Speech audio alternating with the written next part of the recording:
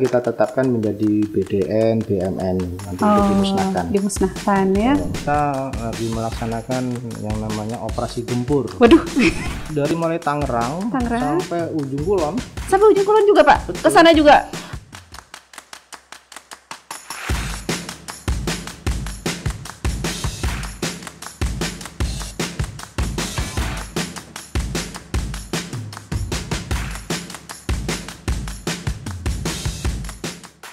Assalamualaikum warahmatullahi wabarakatuh. Kembali lagi bersama saya Ida Laila, kawan pajak kini tengah menyaksikan dan mendengarkan podcast Katalog Gue, Kanwil DJP Banten.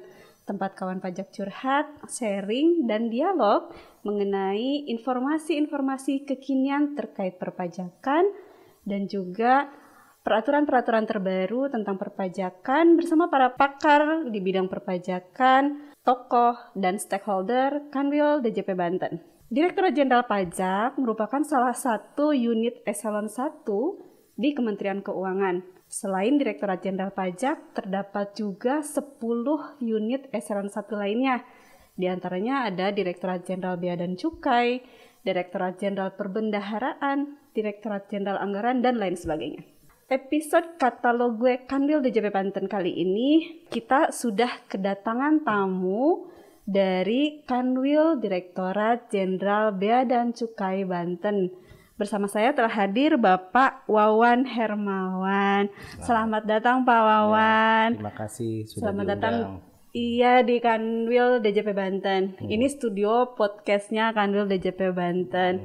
Baik. Bagaimana kabarnya Pak Wawan? Sehat? Baik, alhamdulillah sehat semua. Yang Protokol penting kesehatan sehat, ya. masih jalan ya Pak ya? Jalan ya. Jadi memang kalau nggak bisa menjaga kesehatan ya kita nggak bisa kesini kan. Betul sekali.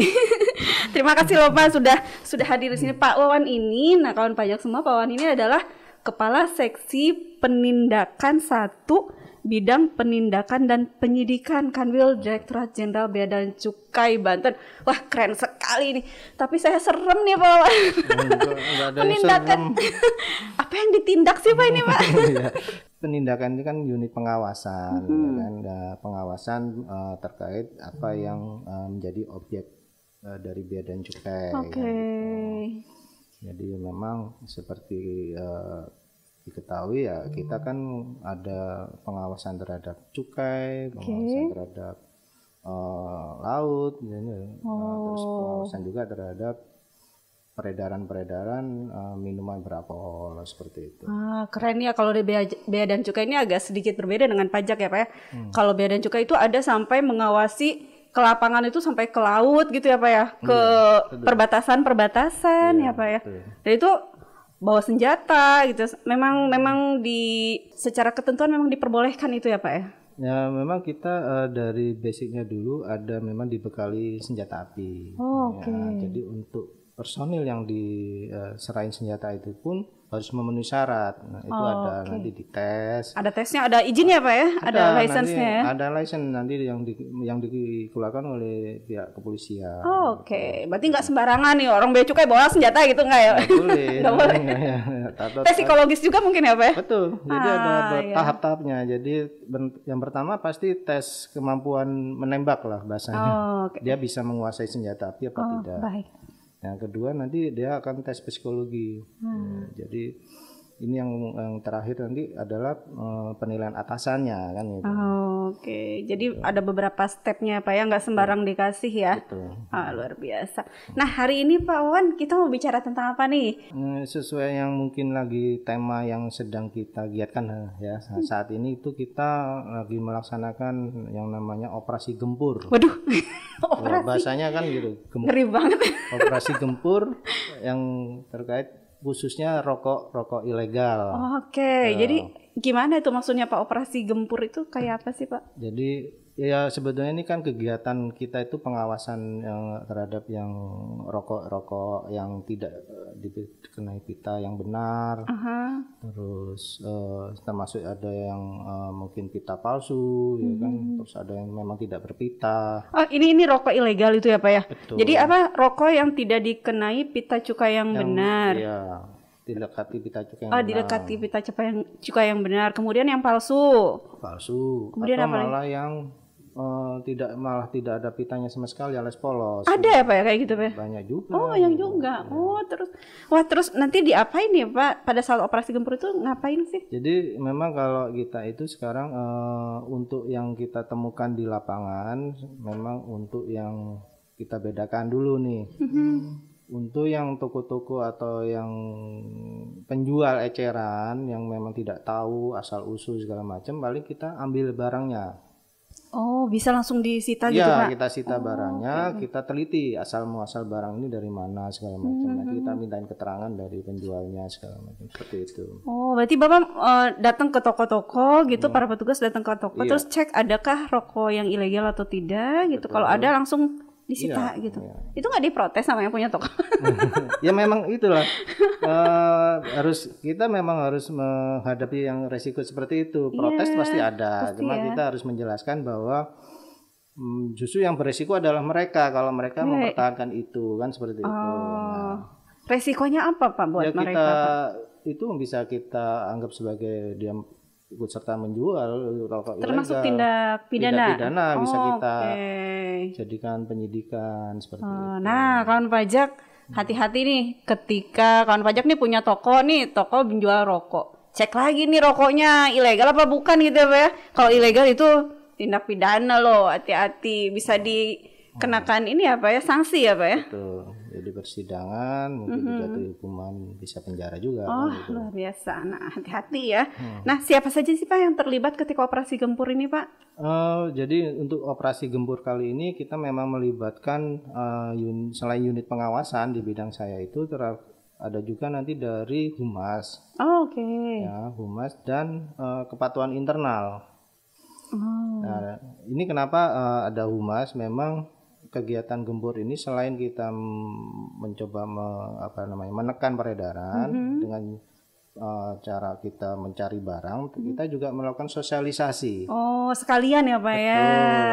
Bagaimana nanti kita jelaskan ke pemilik toko atau pedagang-pedagang yang kita temuin bahwa adalah ini ya aturan-aturan terkait rokok yang mereka harus pahami. Gitu. Nggak bisa sembarang gitu ya jual rokok. Ada yang nawarin murah-murah nih jual gitu. Nah iya itu kan memang kan konsumennya rokok-rokok ini kan memang untuk orang yang beli rokok murah. Iya gitu. Nah betul. Itu yang harus dipahami bahwa murah tuh tidak legal kan gitu. Jadi harus hati-hati ya, jangan cuma sekedar murah gitu ya. Betul. Padahal yang murah yang legal pun ada. Gitu, ada ya. Nah ini kapan nih Pak emang secara rutin dilakukan operasi gempur atau ini adalah kegiatan yang insidental nih sekarang doang nih operasi gempur? Kalau penamaan operasi gempur memang untuk insidental ya, tapi ini sebetulnya kegiatan ini selalu kita lakukan. Oh, memang rutin dilakukan. Ya. Oke. Jadi ini gempur ini karena kita lakukan serentak seluruh Indonesia. Luar biasa. Seluruh bea cukai di Indonesia melakukan operasi ini. Ini tuh dari kapan sampai kapan nih Pak periodenya? Kemarin tuh kita tetapkan dari tanggal 16 Agustus sampai 9 Oktober. Sambil kita bicara ini anggota saya udah beredar. Wah. Tapi nggak apa-apa, kan yang ada tim sosialisasinya. Ada humasnya itu ya Pak ya, memberikan sosialisasi. Sedangkan PA yang dari kepatuhan internal itu mengawasi internal kita sendiri bahwa kegiatan betul nggak itu dilaksanakannya gitu sudah dilaksanakan dengan baik atau tidak seperti itu. Jangan sampai nanti ada berita nggak enak itu disangkanya ada apa, padahal makanya semua diawasi. Yang melaksanakan tugas pun diawasi, betul atau tidak? Tadi yang Mbak bilang kan ada protes nggak dari toko? Itu ada sebelumnya kalau misalnya kita terima protes, nggak ada tim dari kepatuhan internal, protesnya sampai kantor kan pasti diproses tuh. Iya betul. Prosesnya kenapa ini toko protes ya? Kita akhirnya harus menindaklanjuti itu terus ke toko lagi, minta keterangan lagi segala macam. Nah sekarang sekalian nih. Supaya efektif ya Pak. Betul. Jadi kepatuhan internal langsung ngawasin nih kalau ada protes pun dari toko, kepatuhan internal bisa tahu kenapa toko itu protes, bisa langsung dijawab kan gitu. Keren sih, jadi kolaborasi nih ya Pak ya. Humasnya ada, sosialisasi, yang menindak ada, yang mengawasi penindak pun ada. Luar biasa kawan pajak. Ini itu teknisnya gimana Pak? Tiba-tiba datang gitu ke toko? Itu ada yang kita langsung datang gitu kan, tapi itu biasanya berdasarkan informasi, Oke. atau memang sumber yang sudah tertangkap tangan. Oh, berarti itu memang spesial apa ya kalau kayak gitu ya. Sedangkan untuk yang operasi gempur ini kita fokuskan dasar dari data kita, geotagging namanya. Oke. Di situ kita sudah memetakan.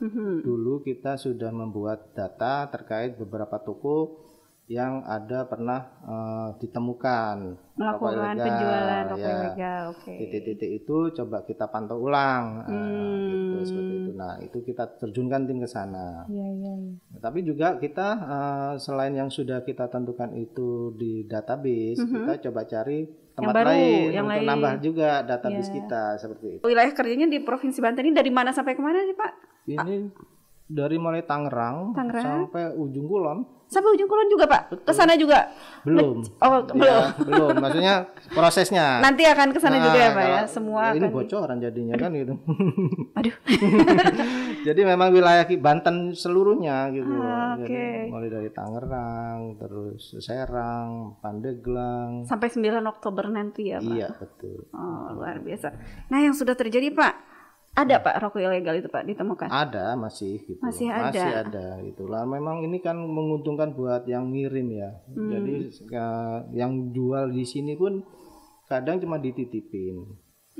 Toko itu ada yang cuma model konsinyasi ya. Iya, nanti dapat untung berapa yang kejual berapa. Betul, gitu ya. Nah seperti itu.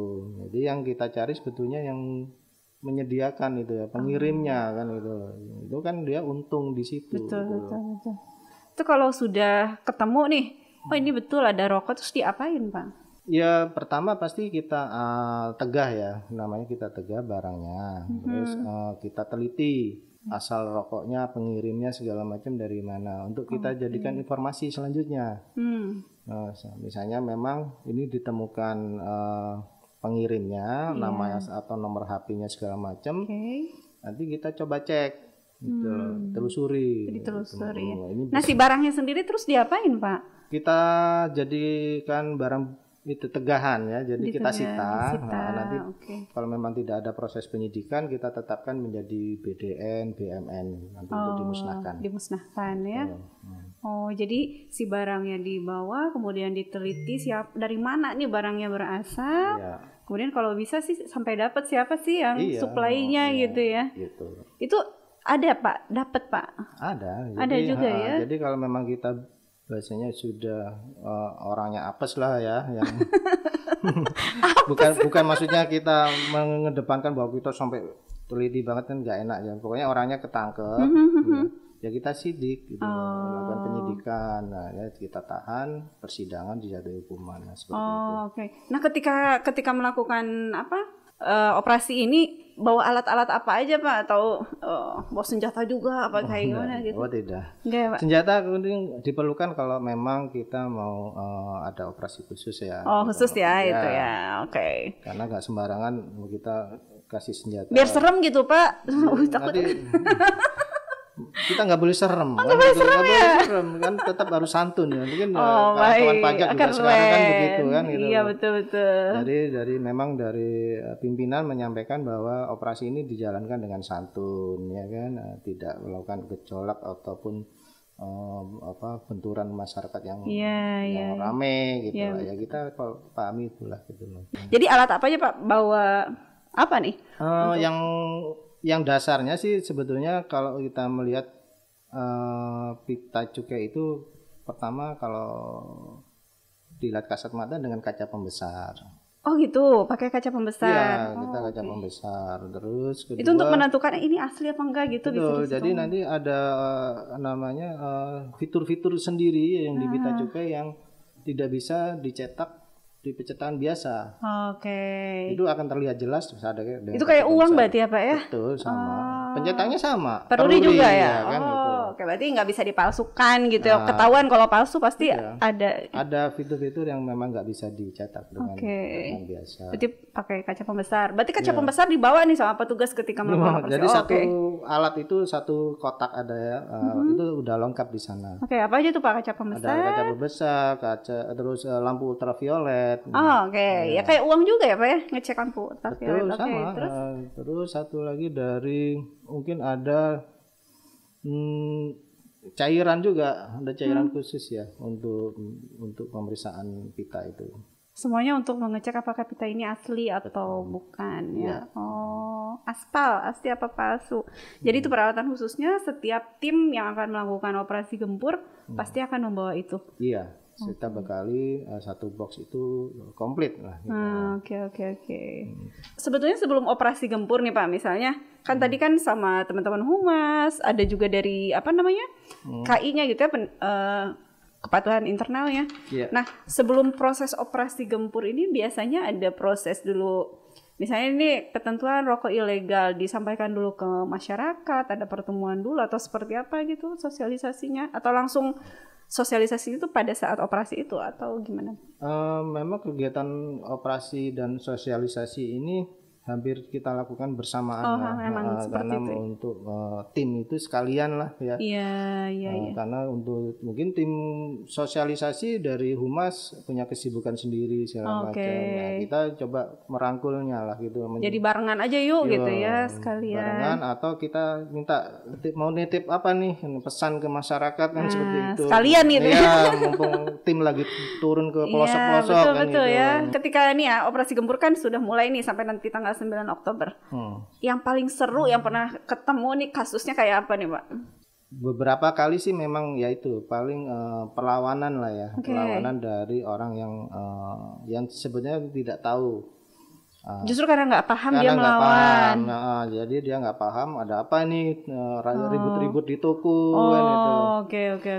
Itu pas ke toko pakai baju begini juga Pak? Ya memang kita mewajibkan mereka harus bawa identitas jelas. Mungkin kalaupun baju bebas kita pakai rompi tapi ada tulisan bea cukai gitu ya. Gitu. Nggak boleh pakai preman biasa, harus pokoknya tetap muncul identitas mereka bahwa ini tim bea cukai. Mereka tahu gitu ya bahwa ini adalah tim bea cukai. Terus kalau yang itu sampai gimana tuh Pak? Cuma marah-marah aja atau ya marah-marah, ada yang sampai ke kantor polisi. Oh, ke kantor polisi Pak. Mereka kan ribut nih, melaporkan ke polisi, ya kita harus menjelaskan lah kan gitu proses ini. Nah, akhirnya kan saling mengerti lah seperti itu. Tapi kan sempat ribut dulu rame-rame kan. Seru ya Pak. Ini timnya laki-laki semua atau ada perempuan juga Pak? Kalau di kami laki-laki semua. Laki-laki semua ya. Tapi sekarang masyarakat sudah banyak yang tahu ya Pak tentang rokok ilegal itu. Alhamdulillah sekarang terutama masyarakat Banten ini udah lebih paham lah gitu.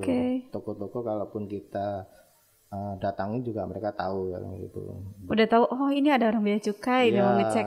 Ya, silakan cek, saya jual toko. Oh malah sudah seperti itu ya. Silakan Pak dicek gitu ya. Ya silakan nih, ini rokok saya yang saya jual seperti ini. Pak tahu mungkin di dalam tokonya nggak dia nyimpen di gudang gimana Pak? Nah itu nanti bisa jadi gitu loh kan. Makanya kita kadang-kadang kalau yang kita curigai ya kan ada informasi, kita bisa tes beli dulu. Oh oke. Ada rokok ini nggak gitu ya? Iya.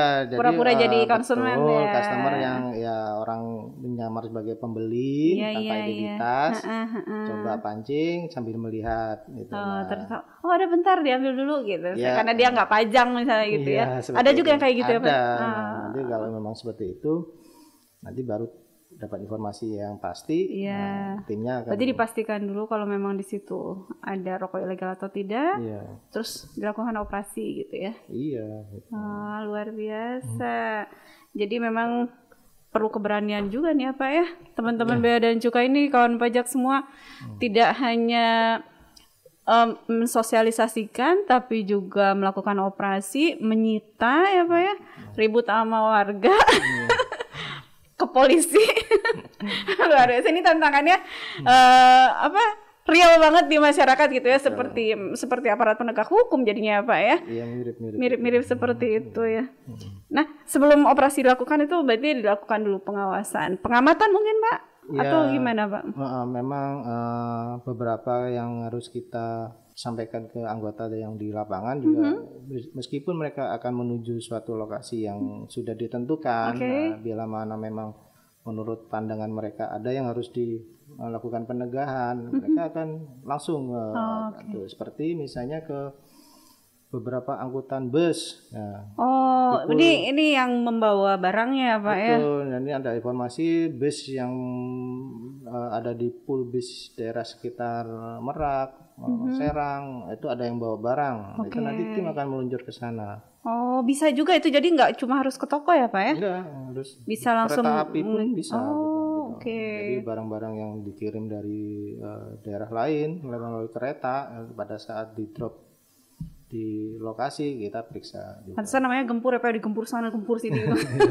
Serentak soalnya. Serentak gitu. Seluruh Indonesia barengan menggempur semua, nggak cuma toko, juga di proses bukan hanya di proses penjualannya tapi di proses pengiriman barangnya dan segalanya juga di jalur distribusi ya.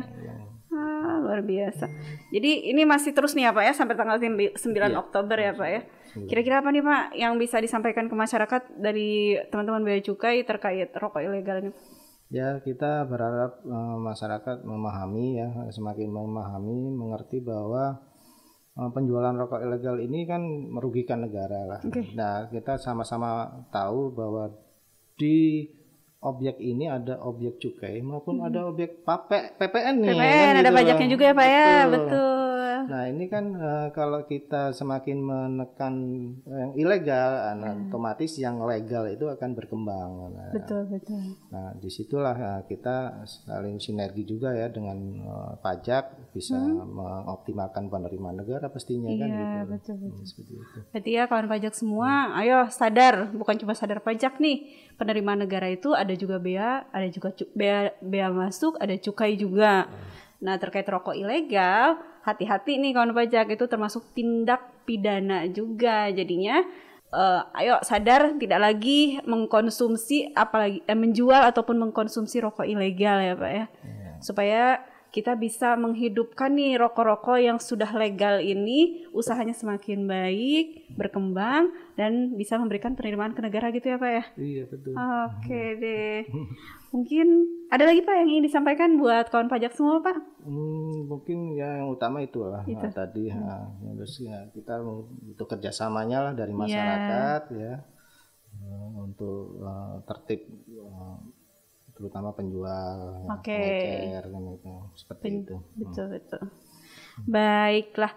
Nah kawan pajak semua, demikian bincang santai kita pada hari ini. Dari perbincangan seru tadi kita tahu bahwa Direktorat Jenderal Bea dan Cukai melakukan berbagai upaya untuk mengamankan penerimaan negara, salah satunya dengan kegiatan operasi gempur ini ya, yang dilakukan secara serentak di seluruh Indonesia. Nah kita sama-sama berdoa semoga teman-teman para petugas Bea dan Cukai yang sedang melaksanakan operasi gempur ini dapat perlindungan dari Allah Subhanahu Wa Taala dan operasinya sukses ya Pak ya. Baik, terima kasih Pak Wawan sudah hadir dan berbagi informasi mengenai operasi gempur ini luar biasa seru dan memberikan informasi dan pencerahan bagi kawan-kawan pajak semua. Dan untuk kawan pajak semua, silahkan kembali mendengarkan podcast Katalog Gue Kanwil DJP Banten. Kita tidak hanya bicara tentang pajak, kini kita juga bicara tentang bea masuk dan cukai dari Direktorat Jenderal Bea dan Cukai. Nah, untuk obrolan seru serta tips-tips lainnya, kawan pajak bisa akses langsung ke media sosialnya Kanwil DJP Banten, Twitter dan IG di @pajakdjpbanten, serta Facebook, Spotify, dan YouTube channel kami di @kanwil_djp_banten. Untuk bea dan cukai boleh di-follow di @bckanwilbanten. Demikian, salam jumpa. Assalamualaikum warahmatullahi wabarakatuh. Waalaikumsalam.